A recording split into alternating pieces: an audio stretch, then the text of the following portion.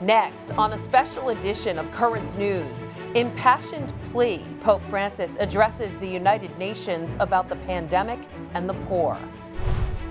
Ready, stop. Making history, Supreme Court Justice Ruth Bader Ginsburg becomes the first woman and first Jewish person to lie in state at the Capitol. I will always defend the sacred right to life. Major announcement, President Trump's pro-life proclamation at the National Catholic Prayer Breakfast. We are really blessed in our diocese with people who are really extraordinary. Special honors, parishioners receive recognition from Pope Francis for their devotion to the Church. This special edition of KURTZ News starts right now.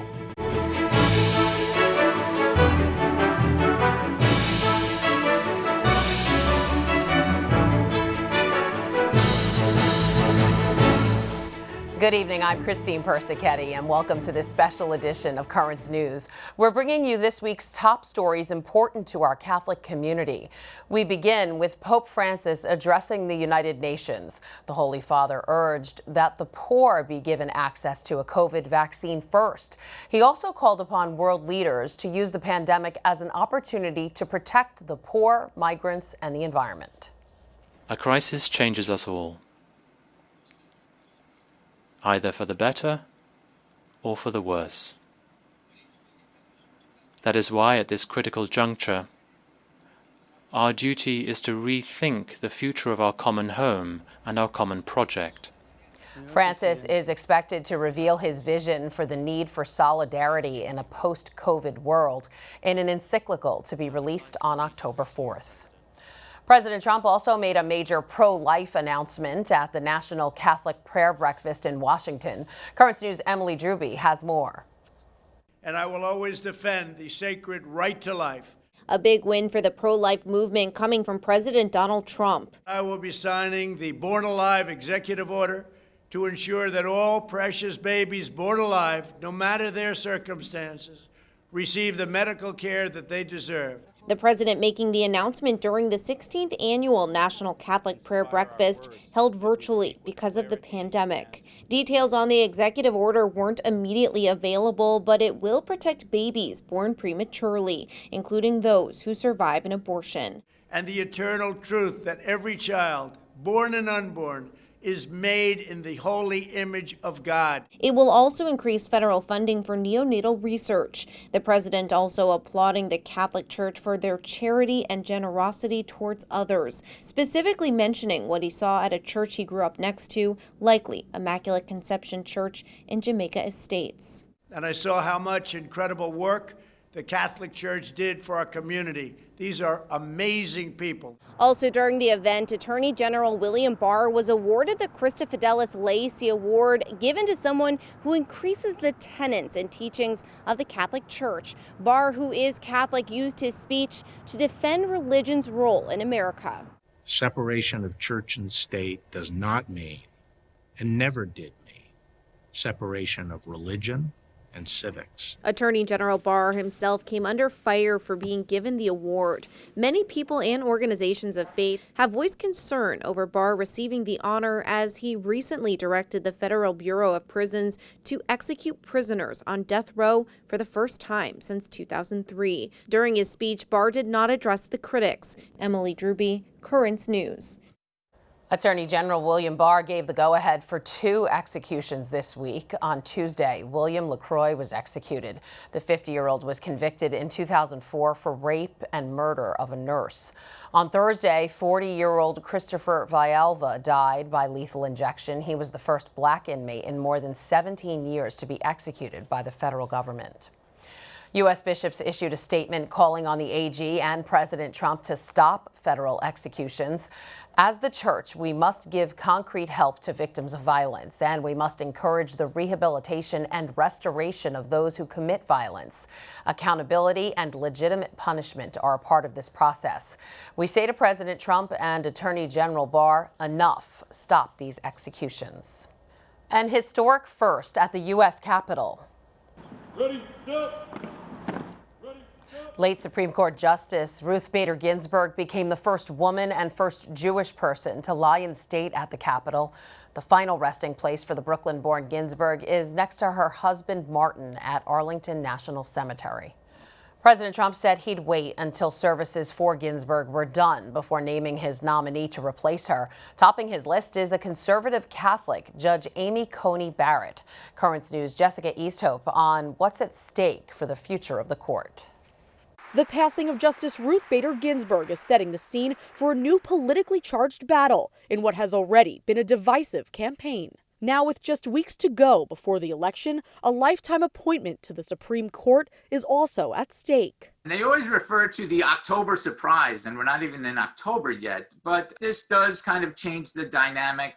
Brian Brown is the Assistant Vice President of Government Relations and an adjunct professor of political science at St. John's University. He says the country is waiting to see if history will repeat itself as Justice Ginsburg leaves a vacant seat on the Supreme Court. The Republicans, when they were faced with a similar situation in 2016, they did not consider then President Obama's nomination. So now there's a call that, that same sort of practice or precedent should be put into place. As for the nomination, President Trump has one thing decided. I will be putting forth a nominee next week. It will be a woman.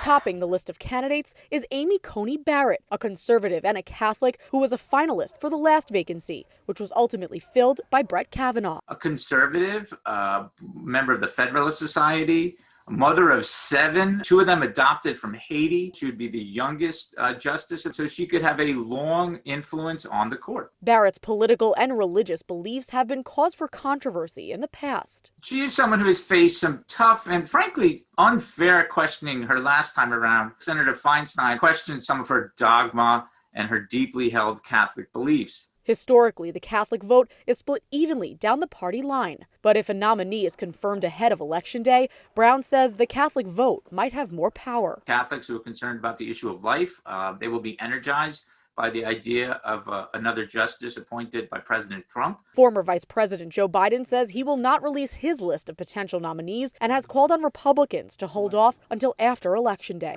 Jessica Easthope, Currents News. The Archbishop of Louisville calls for peace after violent protests following the grand jury decision in the Breonna Taylor case. Currents News' Emily Druby has more. We seek unity as we recognize racial inequality, as we recognize the sin of racism. Archbishop Joseph KURTZ of the Louisville Archdiocese calling for unity as protests erupted in his city following the Breonna Taylor grand jury decision. Archbishop KURTZ has been a strong advocate for his local Black Catholic community. We need to work for racial justice. But as some of those protests turned violent, leading to destruction and 2 officers shot right before curfew, the Archbishop calling for peace and thanking first responders. There's a First Amendment right to peaceful protests, so that's not something we want to ignore. That's our nation needs that in a sense, but it cannot devolve into violence. He's also praying for the 2 officers that were shot. Breonna was killed on March 13th when officers executed a warrant at her apartment for her boyfriend. Police say they announced themselves. Her boyfriend says they didn't. Yesterday, a grand jury decided not to charge the officers involved in the operation with her murder. One officer does face charges for his actions. The other 2 under investigation were not indicted. Mob justice is not justice. Justice sought by violence is not justice. It just becomes revenge. And in our system, criminal justice isn't the quest for revenge. It's the quest for truth. With the announcement, protests broke out across the country from New York to California. Kentucky's governor now calling for the evidence to be released to the public. But as the country waits, Archbishop KURTZ says it's still important to take steps to fight against racial inequality. The way in which we as a church do it is we pray, we educate ourselves, and then we try to put a face on the issue. A relic of the much-loved Pope St. John Paul II has been stolen. A bit of the saint's blood held in a gold reliquary was discovered missing from a cathedral basilica in central Italy. The relic was a gift from the Archbishop of Krakow, a position once held by Pope John Paul II, to the Archdiocese of Spoleto-Norcia in 2016. The Archbishop is asking the perpetrator to please return the relic to the cathedral. There's a lot more news headed your way. Catholics from the Diocese of Brooklyn receive a special honor from Pope Francis. Plus, a dozen students and a professor at St. John's University didn't let the pandemic stop them from joining the faith. And parishioners in San Francisco, led by their Archbishop, protest COVID restrictions that are keeping churches closed. Now you can help us put your faith in the news. The next time you capture a newsworthy event, send us your pictures or video. It's easy. Go to netny.tv/send us, and you may see your submission on Currents News.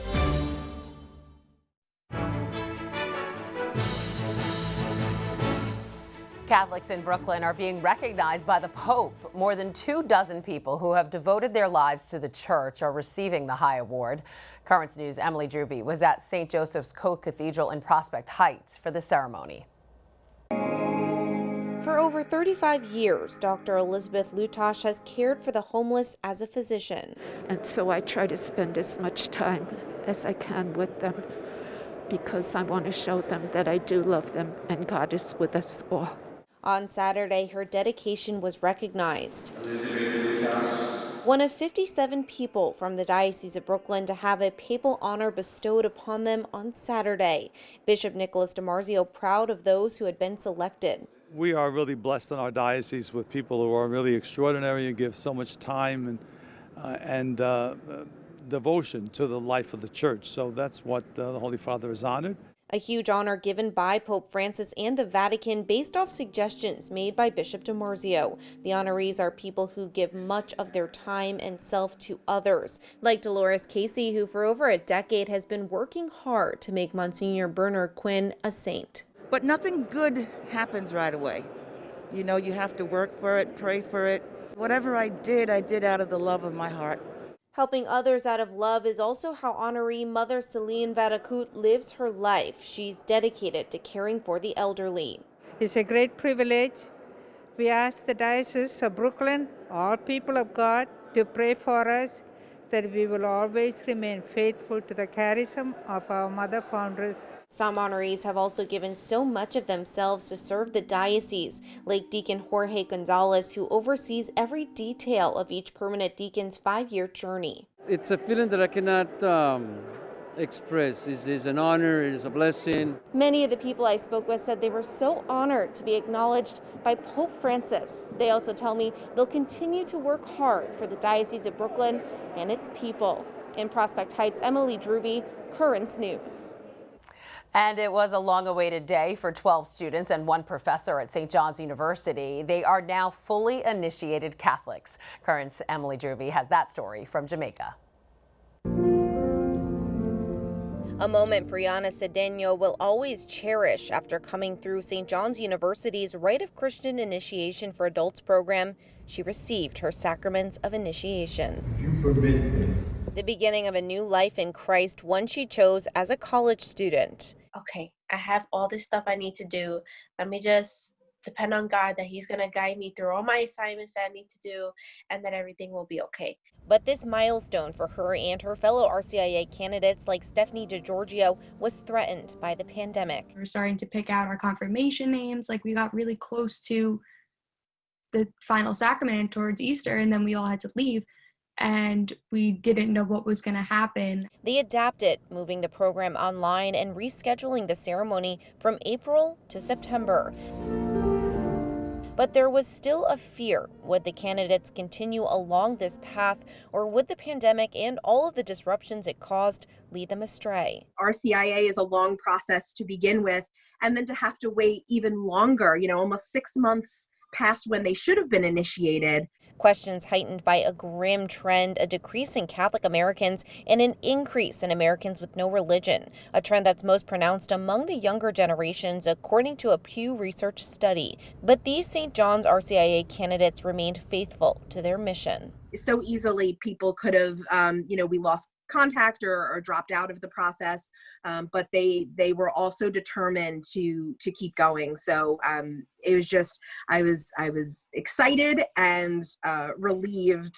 And on Sunday, 13 candidates, including Stephanie and Brianna, finally received their sacraments of initiation, baptism, confirmation, and Eucharist. The liturgy presided over by Auxiliary Bishop Octavio Cisneros of the Diocese of Brooklyn. I baptize you. Some were unable to take part because of travel restrictions, but they will receive their sacraments next semester. In Jamaica, Queens, Emily Druby, KURTZ News. The coronavirus crisis shut down churches across the world. Months later, many have started to reopen, except in San Francisco, where indoor masses are still banned. The Archbishop there says that's unjust. This is a mockery. They are mocking you, and even worse, they are mocking God. Archbishop Salvatore Cordileone joined hundreds of Catholics on Sunday to march through the streets of San Francisco, sending a message that they're essential. Going to Sunday Mass is like a freedom of speech. And without that, you take away a lot of our souls. These Catholics want the right to safely worship indoors, but COVID restrictions still prohibit that in San Francisco. You can go shopping in all the shopping malls, but you can't come to church. We're very happy that we're doing this, and it's about time that someone stood up for the churches. This city has some of the toughest COVID restrictions. Currently, outdoor services are permitted with a maximum of 50 people. We're tired of being treated unequally. We're tired of being discriminated against. Archbishop Cordileone wants Mass to be held inside, not outside. This is not that we want to be reckless. We don't want to endanger public health. We can do it safely, and we just want to be unimpeded from doing so. San Francisco Mayor London Breed's office says indoor worship services could resume by the end of the month with 25% capacity. Meanwhile, in the Diocese of Brooklyn, churches reopened for Mass back on June 29th at 25% capacity. Everyone wears masks and maintains social distancing. Here in the Diocese of Brooklyn, the dispensation from the obligation to attend Mass remains in effect, so the diocese urges anyone who feels sick to stay home. You can watch Mass live right here on Net TV. Up next on KURTZ News, a Brooklyn teen who opened her own business despite this pandemic and why she says she owes her success to God. And the sights and sounds from 5 years ago when Pope Francis made his first trip to America. Do you have a story idea or want to share a tip? Email us at newstips@desalesmedia.org or call our 24-hour number, 718-517-3122. We'll be right back.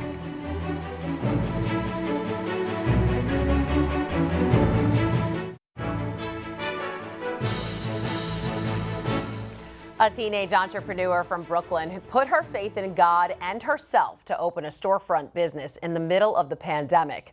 KURTZ News' Jessica Easthope has her story from East Flatbush. Among the narrow aisles of stylish wigs and colorful products, Paris shines. You want a drawstring?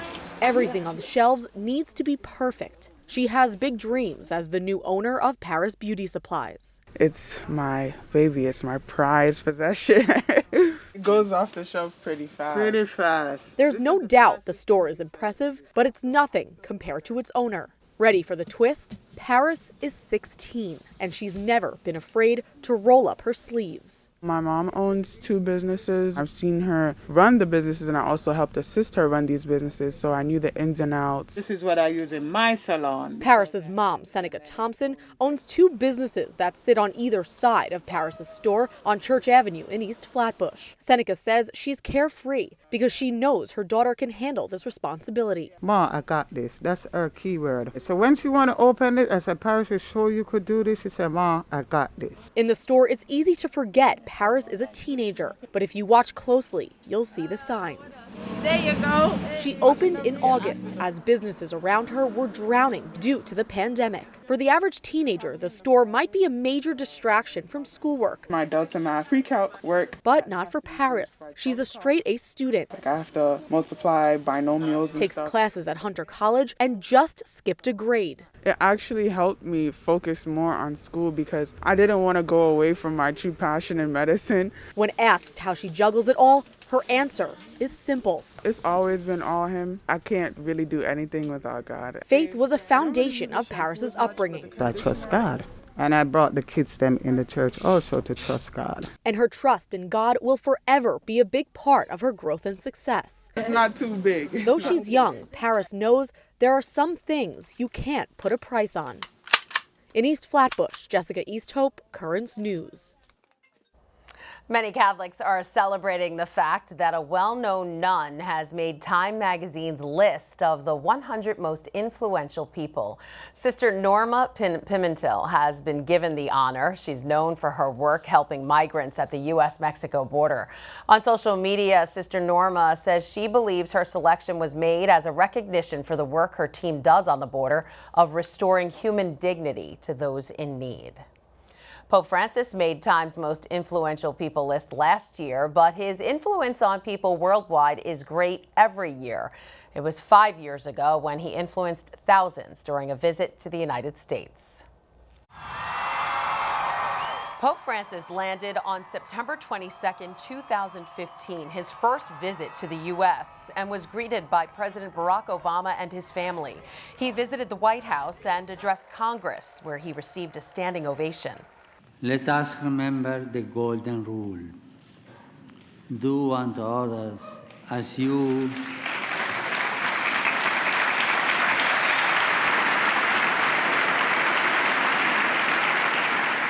do unto others as you will have them do unto you. He talked about the admission of refugees and immigrants, the family, and the death penalty. Congress members applauded him more than 20 times.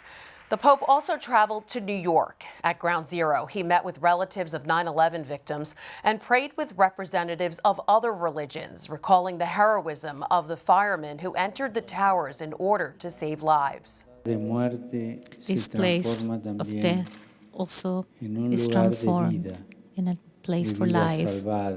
The Holy Father also celebrated Mass at Madison Square Garden and even visited students at a Harlem Catholic school. The third stage of his trip took him to Philadelphia, where Pope Francis spoke at the World Meeting of Families, inviting attendees to overcome their daily obstacles with a good sense of humor. En las familias discutimos. Families, we quarrel. En las familias a veces vuelan los platos. And sometimes plates can fly. En las familias los hijos traen dolores de cabeza. And children bring headaches.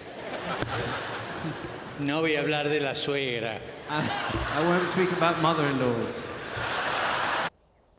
On the plane ride home, Pope Francis said that he was surprised by the warmth of Americans.